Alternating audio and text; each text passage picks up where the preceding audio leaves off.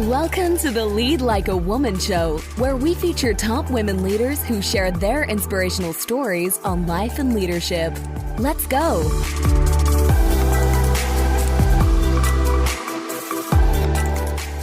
Andrea Houston here. I am the host of the Lead Like a Woman show, where I feature strong female leaders and how they're changing our world for the better. We have over 40,000 people on social media who are sharing our message of empowering female leaders to empower others. And I'd love it if you keep sharing.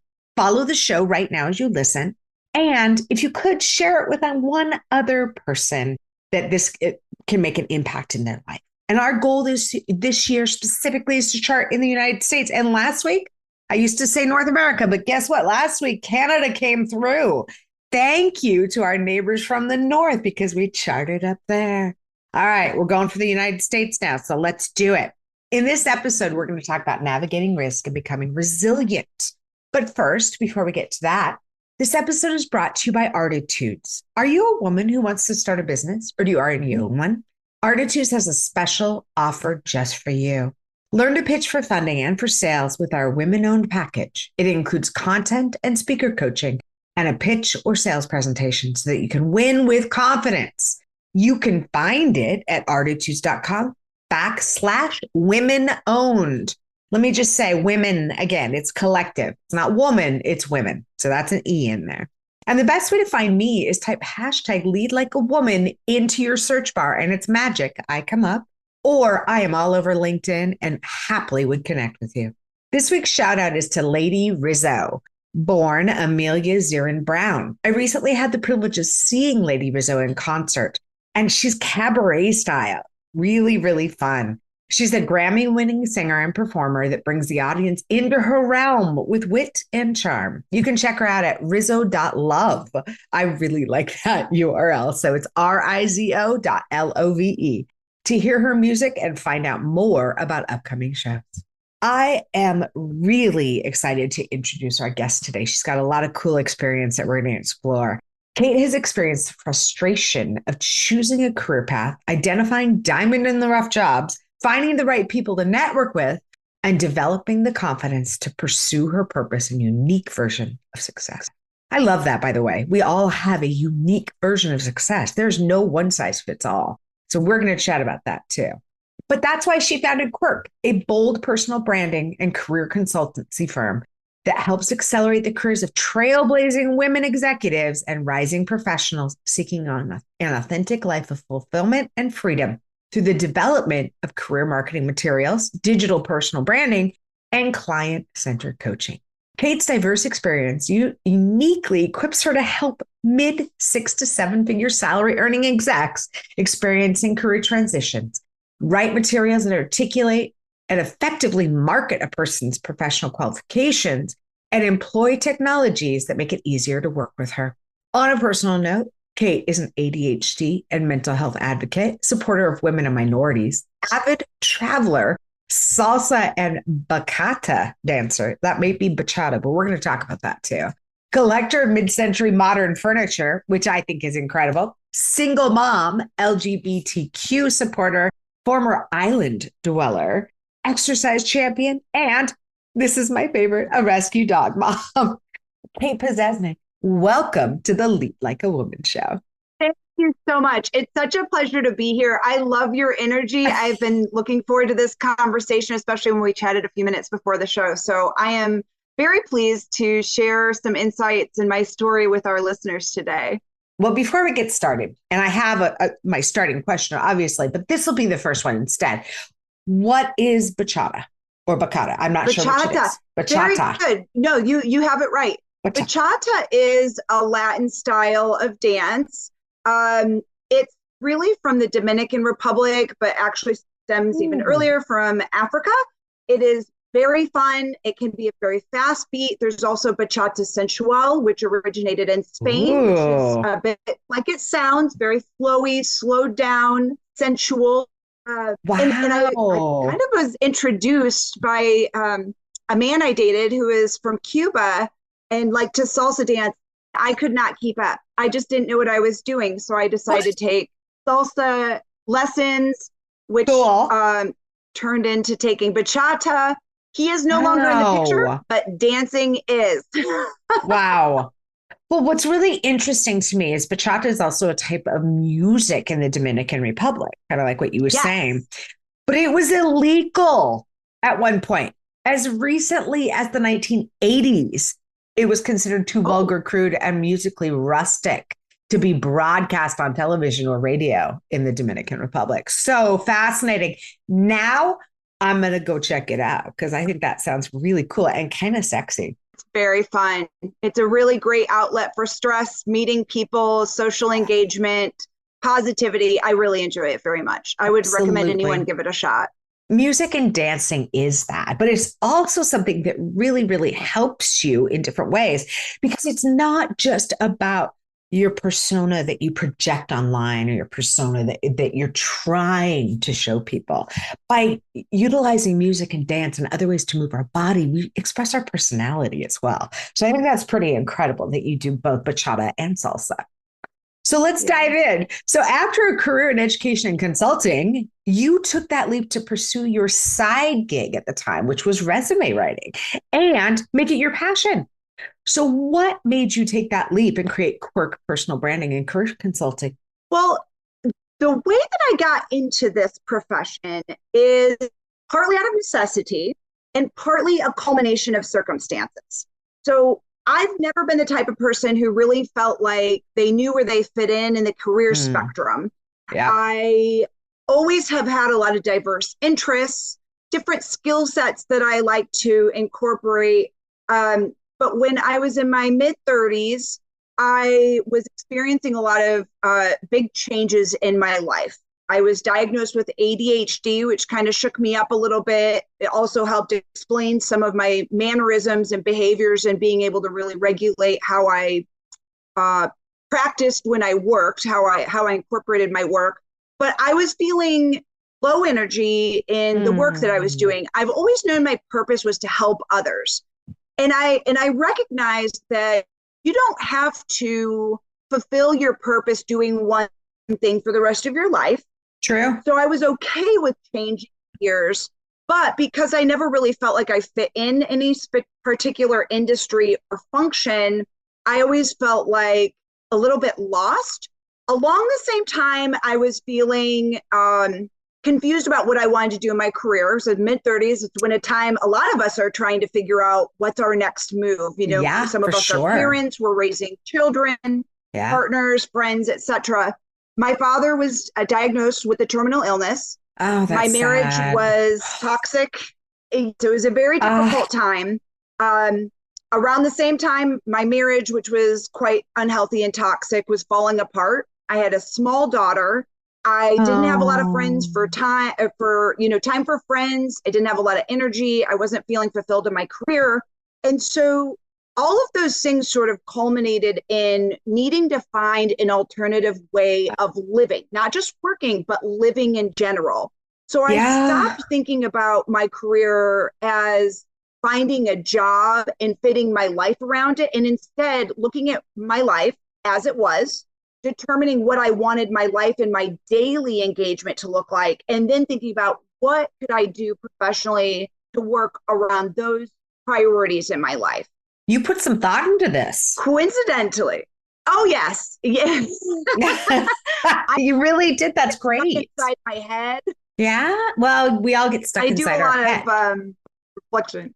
Yeah, yes. But at that point, I felt low, and so it Oh, was out of survival mode. I needed to figure things out, or I knew that I wasn't yeah. going to be able to have a sustainable life, right? Right. Uh, so after doing a number of things, I sold new construction homes. I taught marine science Wow. to children. I I have served and bartended. love it. And then I've been all over the map. I am the definition of a career changer. And then I fell into what you and I were talking about, which is technology research and advisory services for one of the Right. biggest research and advisory firms in the United States and even in the Gartner. world, which is called Yeah. Gartner. Yep. Indeed. For sure. And that was where I learned a lot about technology. I learned a lot about working with executive leaders because Yeah. my primary clients were CIOs and their direct reports. So And wait, I'm going to make you that, pause for a second, Kate. yeah, So when Kate and I were yeah. chatting at the beginning, she did not know when she jumped into this job at Gartner in research, she didn't even know what a CIO was. Now, to be fair, a lot of people don't, but CIO is a chief information officer. And it's one of those C-suite roles that if you're in tech, you understand it. But if you don't, I would say it's pretty normal not to know what that means, Kate. Thank you. I appreciate that understanding and point of view. I just hadn't been exposed to Right. that area of the C-suite. Yeah. And historically, IT is not necessarily accepted as a main driver of value to a business, which is very unfortunate because I think that a lot of us are realizing now technology is so critical to running any business, no matter how big or small.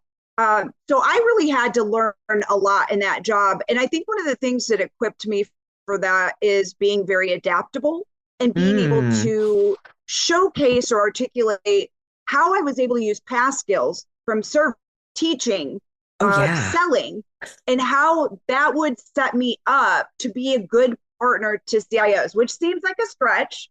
That's one of the things that I've been able to develop as a strength. Absolutely. I mean, you pulled your skills in. And went, okay, this can be of service. And it's a different way of looking at things. So then after you did Gartner and the hacker group, what else happened? What led you to Quark? Okay. It's a great question. While I was working with CIOs, one of the things I recognized was that a lot of my clients were struggling to get the title that they deserved or the pay that they really were earning. And they were having a struggle with being able to articulate to their boss or to the organization their value that they were contributing. So I already saw a need for someone to step in and help them be able to tell their story and what they're able to deliver in terms of value. Fast forward a few months, I was working at Hackett Group, and one of my former partners, who is an executive coach to CIOs at Gartner, reached out to me and said, hey, I know you're a great writer. Would you be interested in doing some personal branding work by resume writing and LinkedIn profile development for my CIO clients? And at this point in time, one of his firms that he was working with was the NCAA based out of Indianapolis, with the sports association for college students, college athletes. So those were my first clients. It was very exciting. Yeah, yes, indeed. That's what I said too. Wow. It was a little intimidating. So I did that concurrently for about a year. I started my side hustle as a resume writer while I was working a 9-to-5 job, raising a daughter, helping my father sell his business as he was going through his illness. And before I was able to really make that clean break, save enough money up, was getting separated from my marriage and moving out. There were a lot of moving parts at the time. But I think all of those things were it was hard, but those things motivated me and compelled me to push myself beyond my comfort zone and give me the strength that I needed, because I didn't have a choice. I really needed to find a solution that would allow me. Yeah, I had to do it. Necessity is the mother of invention. Yeah, necessity is the mother of invention, right? Yeah, it really is. Yes. Wow. So you took that leap and you made it work, and you're a single mom and you work with big clients. And what went right when you decided to do this? I don't know. I don't want to know what went wrong. I want to know what went right. Well, what I found is that I was very good at teasing out what people are very good at professionally and just behaviorally as human beings in a way that made them feel at ease and comfortable. And so learning that skill was something that was really important in making sure that my business took off. I also found that I was very skilled at being able to put this into writing for digital consumption, right? So resumes, which are generally online, LinkedIn profiles, so people's online presence. I was good at capturing what they were good at and then telling a story that felt authentic to them. And so I would say that was one of the things that went right. Another thing was playing up on my strength of networking and reaching out to old colleagues, asking for help was a big piece of that too. Oh, yes. Yeah. So it It's so wasn't important. being a Yeah. silo. I had to have help. You do. You And that's have okay. I to. realized that, it makes a huge difference. It does. Yeah. And asking for help can be a superpower because other people want to help. Other people want to be able to be helpful. And sometimes they won't be unless you ask. Yes. I tell my clients that all the time, which is Yeah. another thing that reminds me that went really right is I'm great at boosting other people's confidence. So I Oh, learned that I was a good cheerleader, that I am a good cheerleader, that right. I'm good at boosting people, making them feel good, but in a very genuine, sincere way, right? I'm not Which is important. making stuff up. Yeah, I'm very authentic about the way that I share with people what I think about them and what I see in them that they either don't see in themselves, or some of us have skills or strength that we assume everyone has, or everyone And it's can not do true. this. Yeah. It's not true. We all have our own special superpowers. We do, yeah. And I'm great at helping people figure out what those are and then being able to say, this is my superpower and this is why it's going to benefit you as my employer or as my friend or as my client, whatever the relationship may be. That's pretty incredible that you have that ability and that gift, really. So I want to know, your client demographic is women, and women who are 6 or 7 figure earners. They're in that C-suite or working their way in. Tell me how you came to that demographic. How did you narrow your focus like that? Well, I would have to say that first and foremost, it felt like a natural shift to niche down to partnering with women. Partly because I am a woman. I have struggled to navigate my own careers in the past. Yeah. And in my past, I didn't necessarily either know of the right resources or have access to the right resources. And so I wanted to find a way that I could empower women, sort of level the playing field a bit. Yeah. In terms of gaining the leadership positions that are generally given more often to male leaders, just from a statistic perspective. It's true. It's so true. Absolutely. So that was one of the main drivers. And then I niched down even a little bit further. You and I were talking about the IT background, or at least the knowledge I have of the technology world.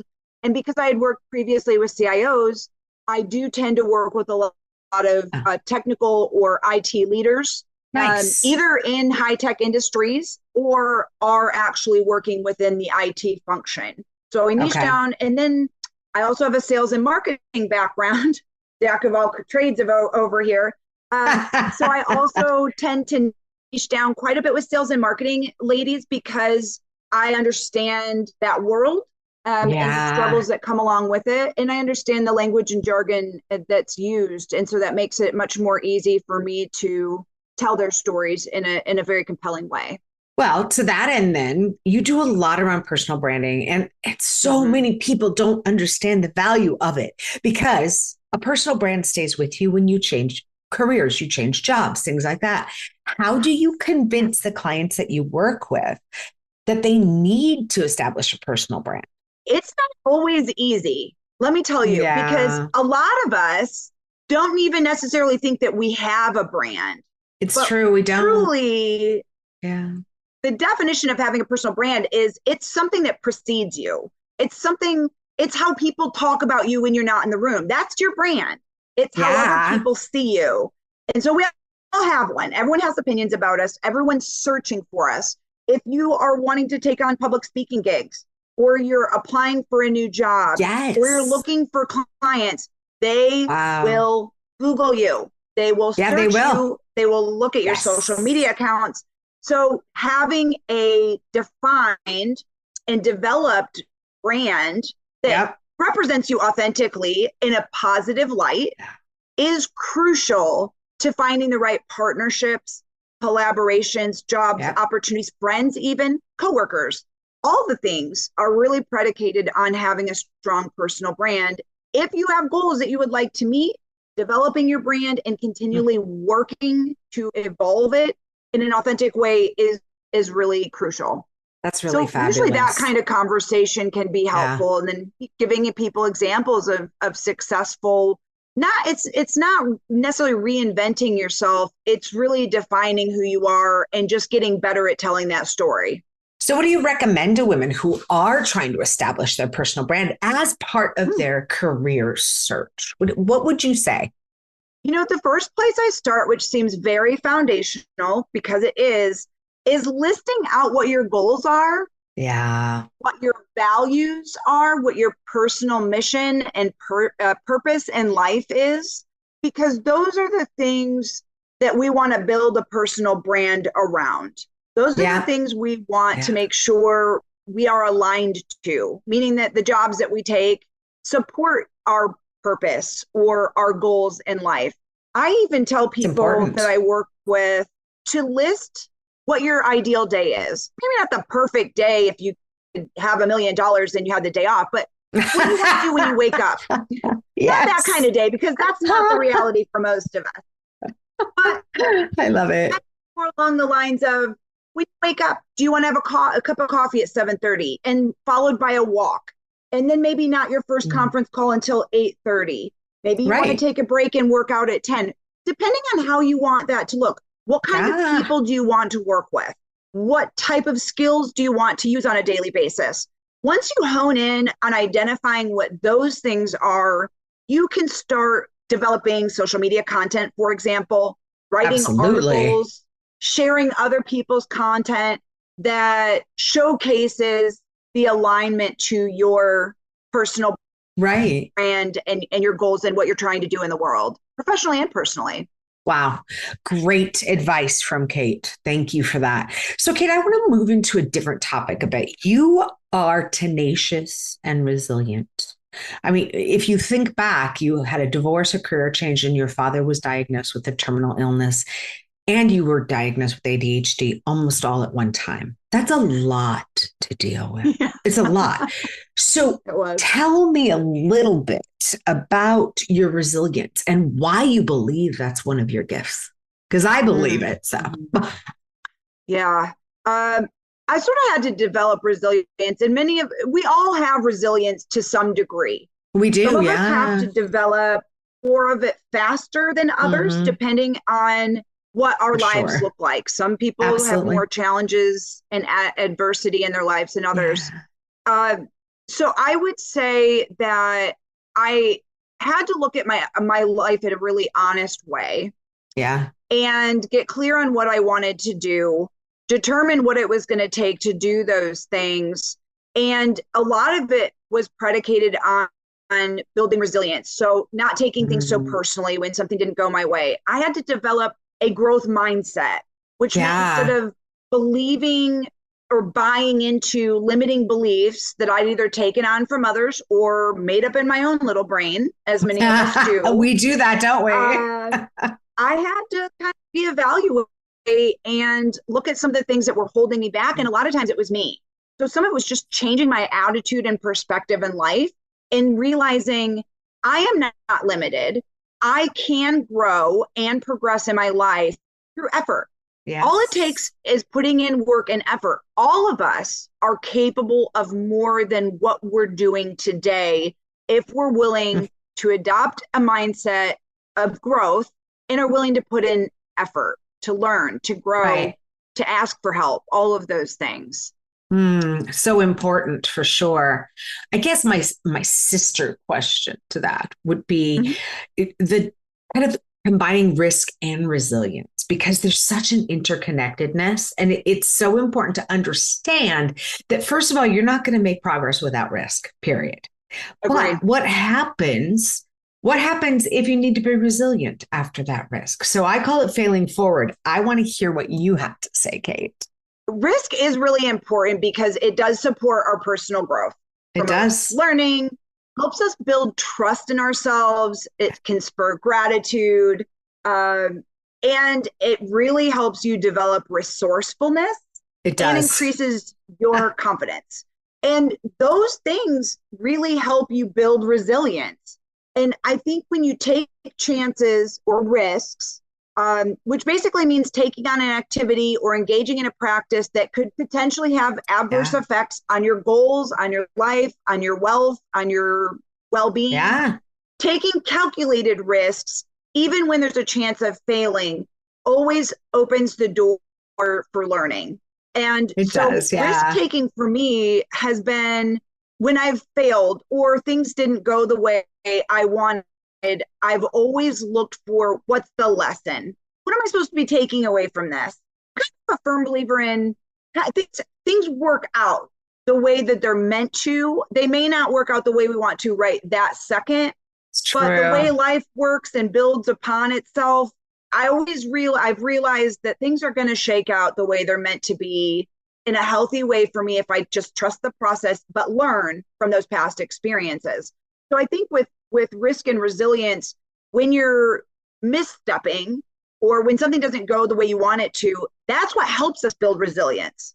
That's what helps us identify those gaps and figuring out the ways to fill them. As a business owner who'd never been an entrepreneur before, who'd never been a single mom before, who really hadn't lived on her own and managed my finances solely on my own, I had to figure out a lot of stuff.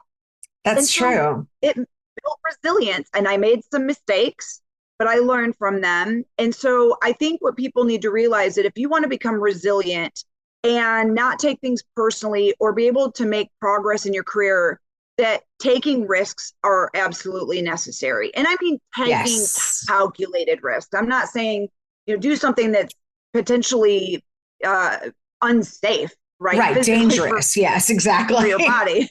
Please don't jump off that building without a parachute. That's right. Don't jump off the building without a parachute. Yeah. Don't get me wrong. I am definitely not that kind of risk taker. So, the connection is, building resilience is going to help us evaluate the viability of risks and being able to be confident enough to continue taking them. Right. So one of the main characteristics about entrepreneurs, and I'm talking about entrepreneurs, not just everybody else right now, but one of the main characteristics with entrepreneurs is that risk tolerance. We have a higher tolerance for risk because most of us are confident in our own abilities, and that if something fails or doesn't work, we'll just learn from it and move on. And I think everyone has that to some degree, but they have to be able to tap into it, and they have to have that self-belief, which is not always easy, especially as women. Agree. And it takes time, I think, to develop self-belief. Mm-hmm. And part of it is making wise decisions about who you surround yourself with. I mean, your romantic partners, your friends, your colleagues, your collaborators, being very intentional about surrounding yourself with positive growth mindset oriented folks is going to make a significant difference. I agree. And I ascribe to the thought and the theory that you always surround yourself with people who are smarter than you.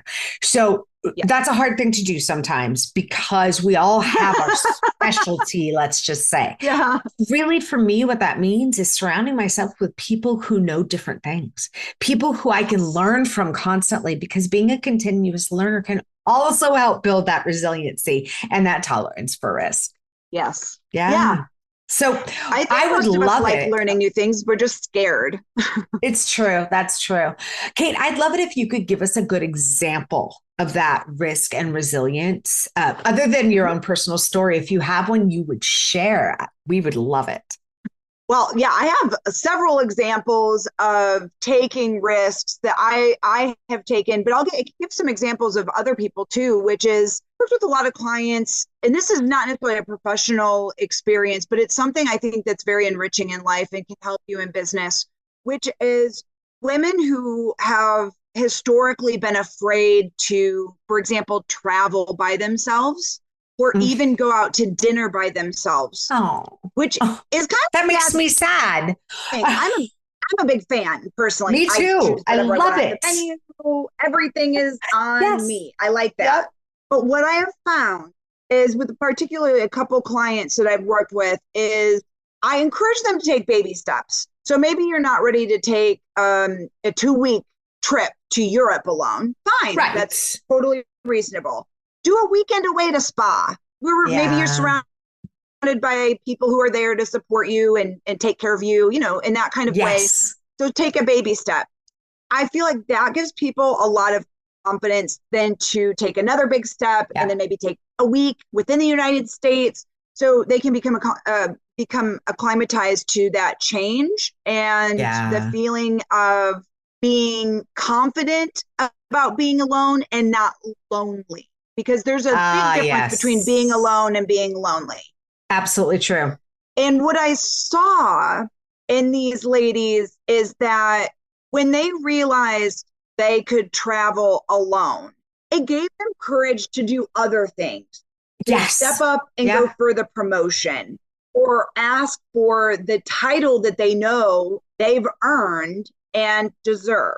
Yes. So I find that a lot of the risks that we take in our personal lives can directly and positively impact our behaviors and our mindset in the workplace as well and in our careers. Whether you're an entrepreneur or you're an employee, those things are very helpful. So true. Those would be the biggest things. The other, and another example I would give is being brave enough. And I actually was just talking to, believe it or not, a childhood friend who was a CHRO and decided about 6 months ago to go out on their own to be a fractional CHRO. And so it was taking a risk of leaving stability, a steady paycheck, support, organizational support, resources around you.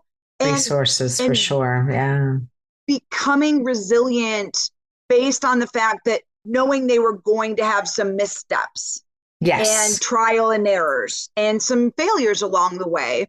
And I just talked to this person yesterday. In fact, they got their first client 2 months into kicking off or launching their business. Wow. And they commanded the hourly rate that they were aiming for. The relationship for the past 2 months, which is, now in full gear, has been very positive.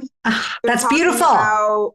It's amazing. It's amazing. Yes. So then we were talking about, okay, now you're feeling confident. You're seeing some success.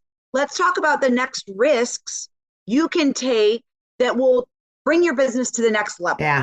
Bring your skill level to the next level. So those are a couple specific examples that I've had clients and friends, but in the business world, experience that make me feel like the work that I'm doing is meaningful and that it makes a difference. Because a lot of us need that little push. Well, and you were talking about baby steps to get to that confident space. And I interviewed Sylvia Tyson a couple of weeks ago, and I follow her on LinkedIn. And she put out there, so she had a receipt that she got. She was eating alone. And at the bottom of the receipt, it said Star Lady Solo. Now, that was probably for the kitchen to know where to deliver her food and things like that. But what I loved about that is the challenge to all other women. Go out. Have a meal somewhere. Sit down and do not bring a book and do not take out your phone. Just observe and be in the moment. And when you can feel comfortable doing that, it is such a beautiful, powerful feeling, let me say. I agree. And for all you ladies who are apprehensive, let me tell you that when you go, and I recommend if you're new to solo dining, that you sit at the bar. Even if you're not a drinker, it can be, if it's a very relaxed, chill, maybe even a fine dining, bougie place, sitting at the bar and engaging with the bartender. Yes. Is a really good way. Yeah. And I have found that as an individual woman diner, that I get often better service and am attended to in a more friendly way because I feel like some people see women as vulnerable or they don't want to make them uncomfortable. So they go out of their way to accommodate them and make them feel more comfortable. And I think that's a wonderful thing. I do too. I think it's so incredible. Sometimes you might get better service if you're willing to go out, put down the book and the phone, and engage. And you never know who you're going to meet. You never know if you're going to make a friend. So it's just a great experience. I would encourage it's a gift to yourself, male or female. Yeah, it's a gift to yourself. So Kate, I know that you've had mentors in your life. I know you've had people who've helped you along.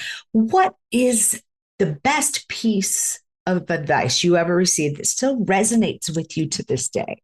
I will have to say it's really the big topic we've been talking about today, which is don't be afraid to take a risk.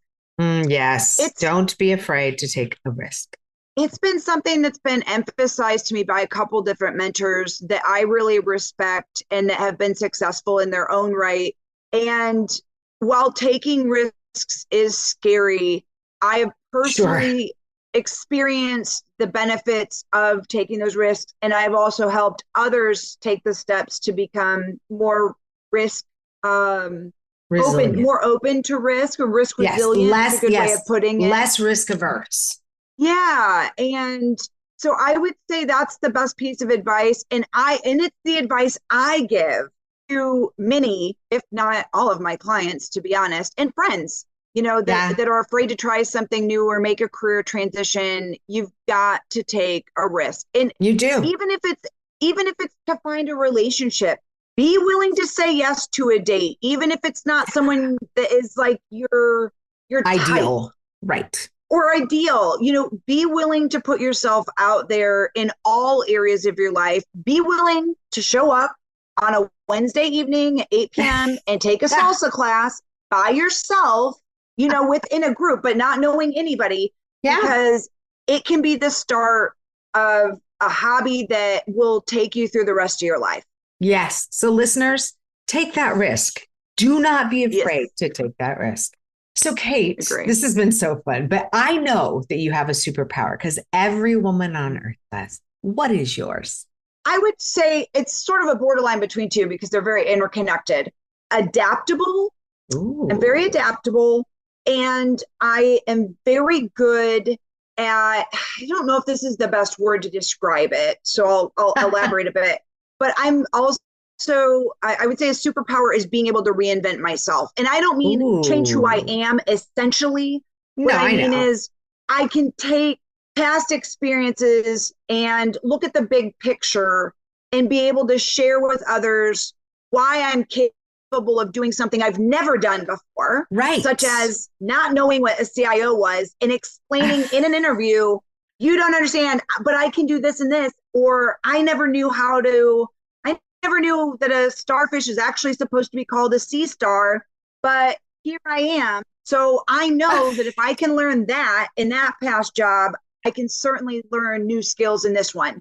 And being able to reinvent yourself and adapt it's a part of life. But if you can really get good at that, it's amazing, where you can find yourself. And I reflect back, and I hope many other women and men who are listening in are able to look back or take time to look back and reflect on how far you have come. Yes. Please take time to do that, because it will also help you moving in the future too. I think your superpowers of being adaptable and being good at reinventing yourself when necessary, I think that opens you up to possibility. So I think being open to possibility would be a good way of encapsulating your superpowers. Mm-hmm. Yes, I like that. So you know what, listeners, we've had a fantastic conversation today with Kate Pazesnik, CEO and founder of Quirk. So Kate, where can we find you online? Well, I would love for listeners who would like to learn more about Quirk or me, or just need some encouragement or support in your career, please look me up on LinkedIn. I would love for you to follow me or connect. Feel free to DM me. I also have my website, quirkpersonalbranding.com. I welcome you to take a look there. You can learn a little bit more about my background and what I do for clients. Exciting. Make sure to connect with Kate. And remember, listeners, we all have superpowers.